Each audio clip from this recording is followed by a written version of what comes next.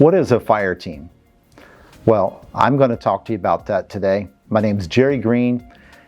Guys, if you haven't subscribed to my channel, do that. Also, give me a thumbs up if I'm giving you some value. Let's go ahead and talk about that.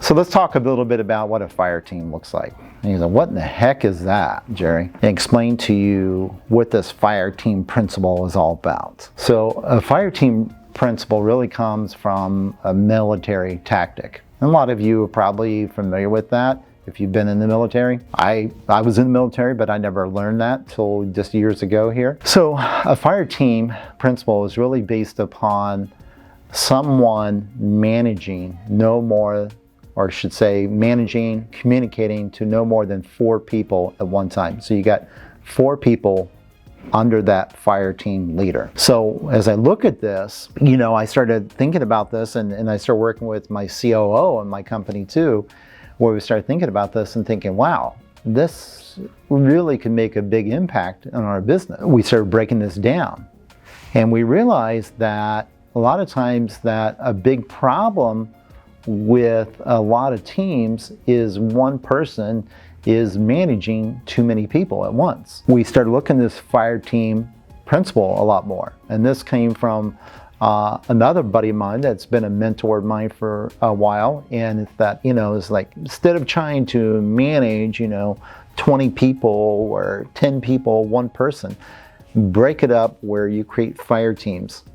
And then these fire teams report, the fire team lead then reports to the upper management on things. And if it can work in military, guys, it can definitely work in your business. Because if you think about it, the whole thinking behind this is, on the military side of things, is you think about most people are typically in the position where the maximum they're in the military typically is one term of like 4 years, okay?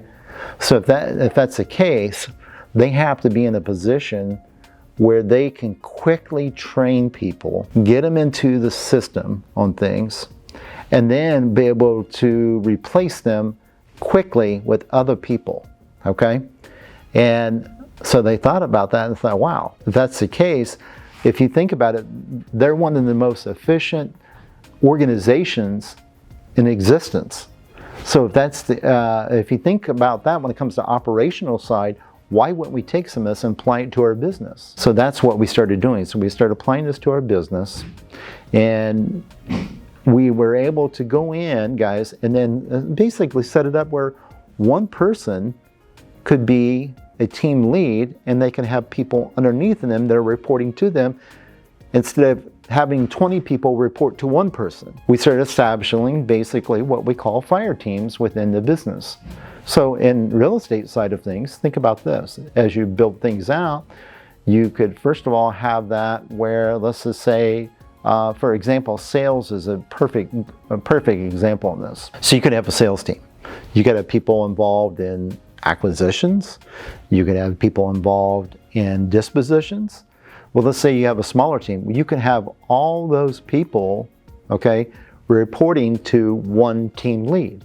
Then that one team lead could report to you if you're running the company on things. Or if you have a COO, they would report to them, okay, or some type of general manager on things. If you have maybe an acquisitions team that is larger and you have multiple people on your acquisitions team, then those acquisitions team members would report to one person, and that one person would be your fire team leader. Now, here's the cool thing about it too. A lot of people go in this, when I share this, a lot of people say, well, I can't afford to have a separate manager. Nobody said you had to have a separate manager for each team. What you can do is you can have one person on that team that becomes the fire team leader. So for example, you can have 4 people on an acquisitions team, and out of those 4 people, they're all active putting deals together, but one of them becomes the fire team leader. And then that fire team leader then report to upper management from there. And guys, it's amazing because when you start doing this, it allows you to actually grow and also go into scalability, because that's where most people falter on things. I remember talking to a student here not long ago, and he was in the early stages of starting to work with me, and he told me about how he was working with, I think it was about 9 or 10 VAs. And he was dealing with that all himself, and he said it was just driving him crazy. He was constantly involved in all the management of those 9 or 10 VAs. I said, that's never going to work for you.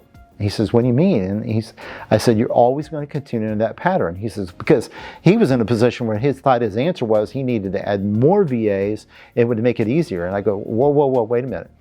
You can add more VAs, but the problem is all that management's still going to come back to you. And he said, well, I never thought about it really that way. I just thought if I added more people, it would make it easier because they're having a hard time keeping caught up on things.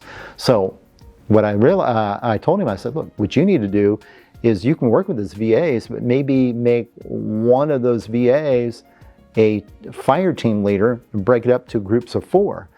I said, and you'll find that by doing that, you're going to reduce the amount of people you're going to be communicating with. Now you can just communicate with 2 versus 9 or 10 people. And he said, oh my God, he said, that's a game changer on things. So guys, I just want you to think about this. This can be applied to any business you're in, okay?